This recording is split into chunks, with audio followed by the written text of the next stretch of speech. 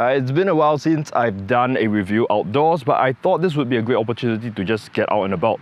Now we have the new Insta360 X3 with me here, and also the X2 that they previously sent to me and the one that I did a review before. And obviously the big question is it worth the upgrade? How much better is it? And honestly, why they were released so close together? Now, the Insta360 X3 does have a couple of new upgrades, but today we will have a few side-by-side comparisons just to give you guys an idea of the difference in image quality, as well as talk about the pros and cons of this new camera. We'll also talk about some of the new features that they've integrated into the X3 that the X2 does not have.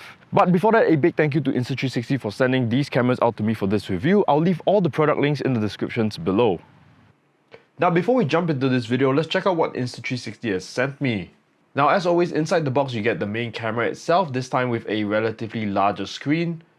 On the body you'll also find the 280-degree lenses and also an included battery. There is a data and charging USB-C port, a couple of new buttons on the side, and of course a whole bunch of accessories like the USB-C cable, a cloth pouch, a couple of manuals, a microfiber wipe, and of course some stickers.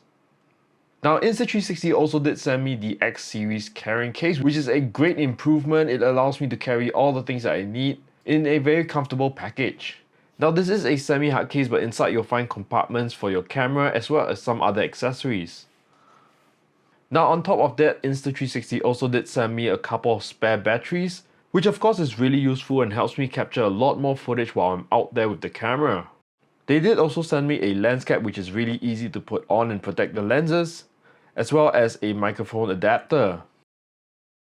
Now, next up, we also have a couple of different selfie sticks. Now, these are of course amazing things from Insta360, giving you all the tools you need. The most amazing one is this extended selfie stick, which goes up to 3 meters tall. It's pretty insane. Alright, so first off, the image quality of these two cameras, which is the most important thing. They've kept to the same 5.7K resolution in 360 mode. The only improvement that they've made is the single lens mode, which is now at 4K resolution, compared to the X2, which was at a 2K resolution. Now, in this clip right here, you can see that the X3 is slightly brighter, it has a bit more details, so it gives you a lot more flexibility when it comes to editing your footage. The other thing that I also noticed is that the X3 comes out in a much warmer tone. This might just be an auto white balance detection thing, but I noticed this happening in a couple of other video clips. The other thing that they've also improved is the photo quality. Now, the X3 shoots up to 72 megapixels, which is pretty impressive, whereas the X2 shoots up to 18 megapixels only. So this is a great improvement and a great upgrade for those of you who want to take more 360 photos. Now, with this improvement of the single lens mode, you can see how Insta360 is focusing more on this POV function, kind of what we're used to on usual action cameras. The 360 function has always been there and there's not much of an improvement, but you can see how Insta360 is slowly pushing into the market of these POV cameras. Now, of course, one of the biggest improvements of this camera is the screen. I mean, look at how big the screen is compared to this one over here. Now, when I first got this circular screen was pretty useful, but when I saw this bigger screen, it totally makes sense. It's so much easier to frame your shots, go through the menu, and it's just all around an easier user interface. Yeah, you're gonna have to protect this screen a bit more, but I think it's worth it. To be honest, reviewing your footage back on a rectangular screen like this is a lot more pleasant than doing it on this circular one. So on the new X3, there's also a couple more extra buttons. First of all, you have this button on the right, which lets you switch between the different lens modes really easily. So you can switch from a 360 mode to the front lens or the back lens. There's also a quick preset button on the side so that you can switch between different settings and different, lighting settings without having to dive too deep into the menu. Now, there is an upgrade to the new battery on the X3. The X2 used to have a 1630 amp hour battery, whereas the new X3 has a 1800 amp hour battery, which means slightly longer record time, but at the same time, with all the new added features, you might still end up with an average battery life.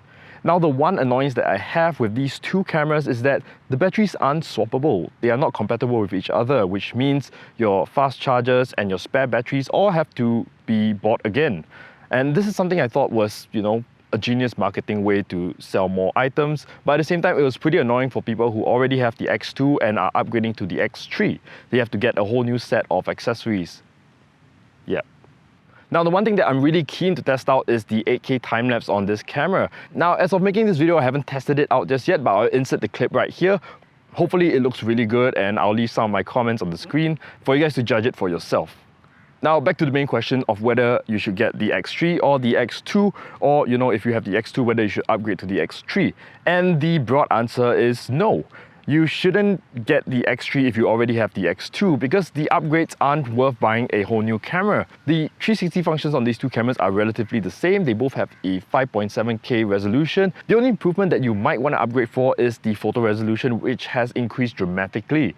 But other than that, if you already have the X2, I don't think you need to upgrade to the X3. You still have all the main functions in this camera. But if you're someone new to 360 videos and photos, I think the X3 is a perfect solution. You get a really large screen, which is easy to use for beginners. I think it's one of the most comforting features of this new model. And other than that, it has all the newest features. And once again, if you haven't bought the X2 already, you don't have to buy all the new batteries and everything. You can just buy the X3 with its own batteries. But hopefully the X4 would be compatible with that as well. If not, we'll all just keep having to buy new batteries, which is really annoying. Now, I hope this video has been informative and helpful for you guys. Insta360 did send me these cameras, but I'm not paid to say anything dishonest or anything untruthful about these products. These are all my opinions. I think these two are great cameras to get, and Insta360 is really pushing the market on these cameras and are probably the ones leading the market right now.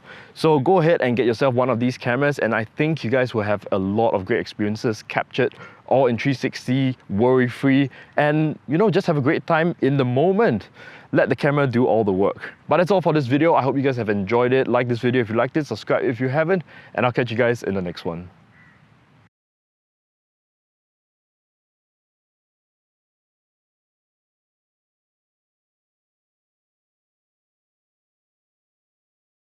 Today is not a great day to be shooting, but I will get some nice sunny footage for you guys.